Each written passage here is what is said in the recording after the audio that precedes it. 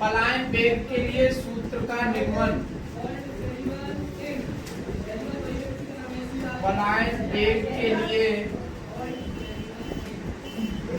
सूत्र का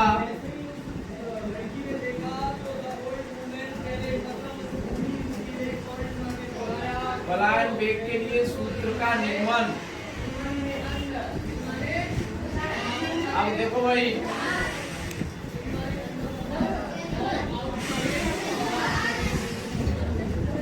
तुम्हारी ये पृथ्वी है, तुम्हारी ये पृथ्वी है जिसका द्रव्यमान आप जानते हैं कि एडी है और इसकी त्रिज्या आरी है। और तो सेम वैसी माना पृथ्वी का द्रव्यमान एमी और त्रिज्या आरी है।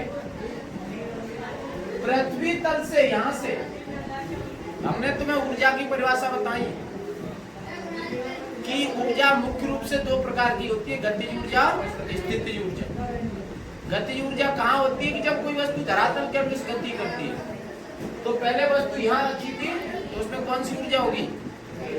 गतिज ऊर्जा होगी। फिर उस पिंड को कहाँ भेज रहे हैं आप? ऊपर भेज रहे हैं। उस पिंड को ऊपर भेज रहे हैं तो उसमें कौन सी ऊर्जा होगी? फिर स्थितिज ऊर्जा होगी। तो देखो, जब पिंड को पृथ्वी तल से आप h ऊंचाई ऊपर भेजते हैं तब उसकी जो पृथ्वी तल पर गतिज ऊर्जा होती है वह गतिज ऊर्जा किसमें बदल जाती है भाई?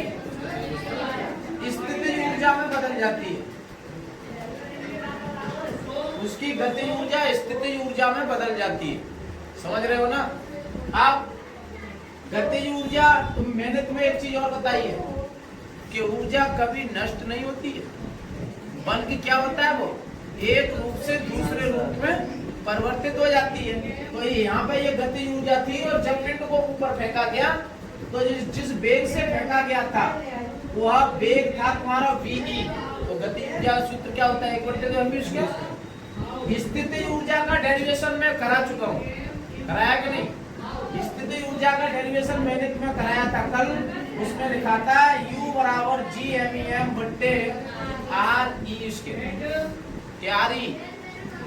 RE जब पिंड h ऊंचाई पे जाता है, h ऊंचाई पे जाता है ना, तो h ऊंचाई पे जाने के लिए उसके बीच की दूरी भाई कितनी होगी? RE plus h। बताओ यहाँ तक कोई दिक्कत?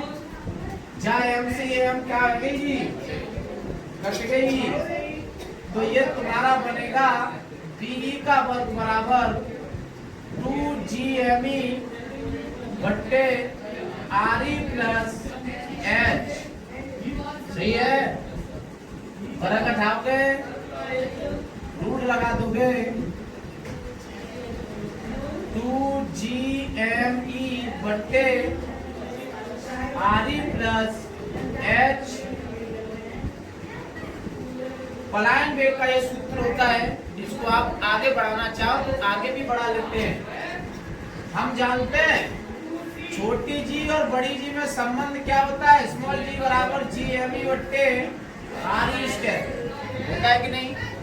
यहाँ से GME बराबर निकालेंगे आप तो GME बराबर निकलेगा GRE स्क्वायर। ठीक है ना? GME बराबर GRE स्क्वायर। ये वैल्यू इसकी उठा करके आप यहाँ रख दीजिए।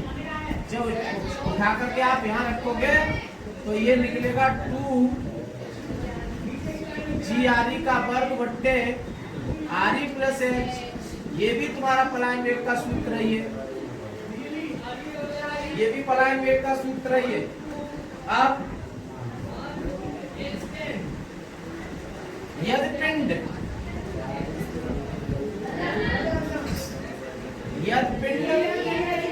पृथ्वी के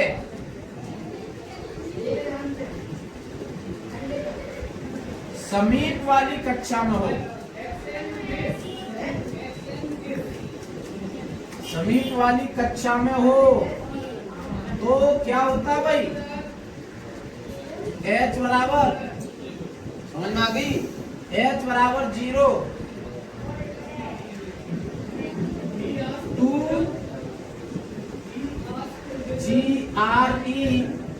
का वर्ग बट्टे आरी, या आरी पे घात कट जाएगी ये, तो बी ई बराबर बचेगा तुम्हारा अंडर रूट में 2GRE बनेगा कि नहीं? अरे आरी से आरी कट गया, GRE कच्ची वेग का सूत्र था B0 बराबर अंडर रूट में GRE। वो पलायन वेग का सूत्र कितना है?